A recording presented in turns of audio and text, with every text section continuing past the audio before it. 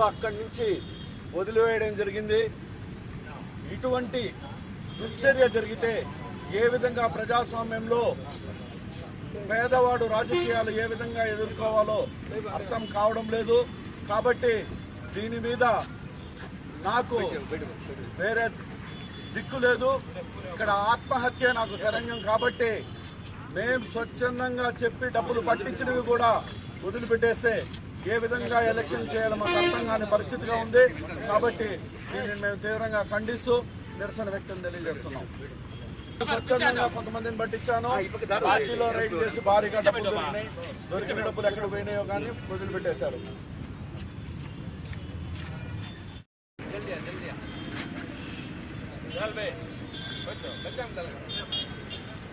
ఈ రౌడీల దగ్గర నుంచి చిత్తూరు కాపాడుకొని డబ్బులతో ప్రలోభం పెట్టి ప్రజలను మభ్యపెట్టడానికి చేస్తూ ఉండే దాని మీద నా నిరసన కార్యక్రమం.